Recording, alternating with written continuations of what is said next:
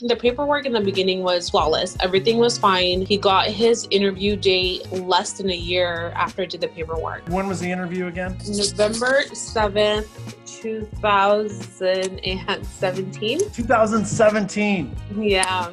When he went to the interview, what happened? They asked him the questions and he answered everything that they wanted to know. The counselor that did his interview just didn't like, I guess, the pictures. He pretty much stated that the wedding pictures were so simple that they looked like engagement pictures, and he didn't believe that the marriage was real.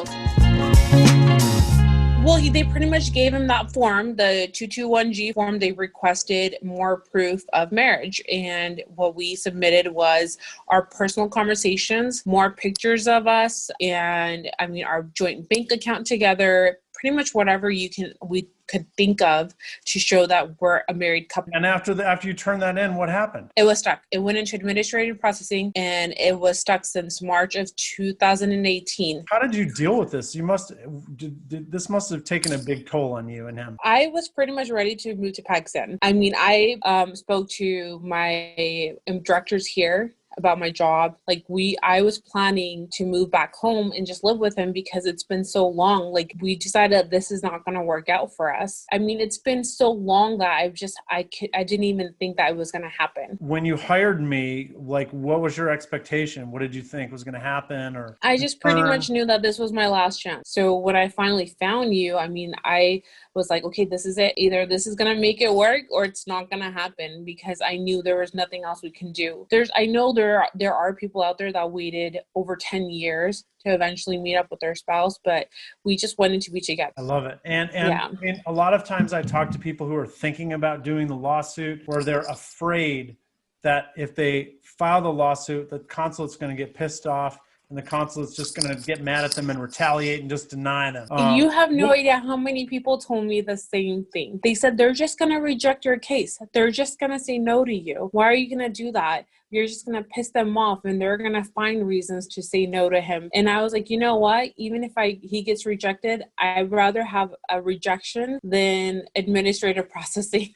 Well, what would you tell people who have those concerns? Like if you've been stuck for 3 or 4 years and I come in, I'm like, okay, we need to do a lawsuit. And then people are like, wait a minute, I don't know.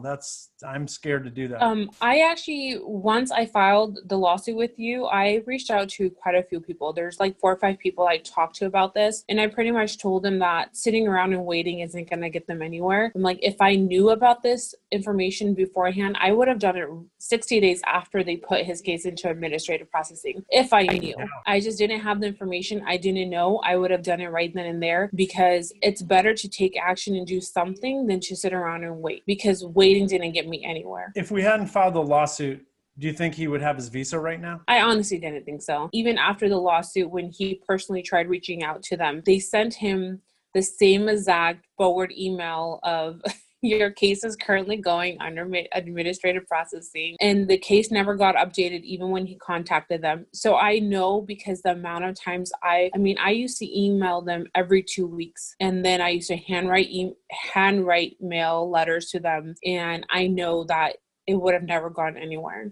Maybe 10 years maybe down the line, there would have eventually been like, oh, look, hey, let me reach out to this person again. What's going on with them? It would have been just too late for me. Even now, when I think about it, that I waited this long, it just drives me crazy. Can you tell me, what was your reaction when you finally realized that it got approved? What did you think? I was in denial. I'm not gonna lie. I told my husband, until you physically have the visa in the hand, even when I messaged you, I was just like, he doesn't physically have it, so I don't believe it. Well, he's got it now, right? Oh my gosh, I cried so much. I was so happy. I cried so much, just because I told him, I'm like, we're expecting our first baby together. So I told him, I'm like, I was like, okay, I'm going to have to go through this pregnancy alone. Wait, so you're expecting? Yeah. Congratulations. That's amazing. Thank you. It's actually depressing, because I was like, I'm going through everything alone. And if I'm going to have the baby alone, you're not going to be there. It's just, and with the coronavirus, it just made everything even worse, because you just feel even more segregated. So, it couldn't have been a better time for us. I knew from the moment I spoke to you that you had a great chance to get approved, and so glad Joshua, you have no idea. I told everybody, even today, one of my uncles reached out to me for his daughter's case. And I told him, like, it's really nice to be able to work with someone that you can contact and they can help you answer any questions whenever you reach out to them. The fact that I would even message you on a weekend and you're there to help me out, to help, answer my questions. Even when you were on vacation, you still replied to my text message. Even when I hired you, everyone kept telling me, like, you never know, the lawyers are like this and lawyers will do that and the lawyers won't work with you and they'll just take money from you. And so, the entire time I was like, Joshua is there. So whenever I just felt like you are right, there were times when I was really discouraged and I was upset, and I would just reach out to you and I would feel so much better because you would answer my questions. You would tell me exactly what I need to know, and I would just feel so much better. Even after you file one of these lawsuits, that's still kind of a psychological battle because you're still going to be waiting. Yeah. Some of the cases don't always get approved super fast, but it's important for me to help people like you stay positive and trust the process, because I knew it would work. I just had to get you on board with that because it's so easy to encourage you. I have these clients, they go on to the website and it says refused. And they say it's refused. And I've told people a million times that refused just means it's pending.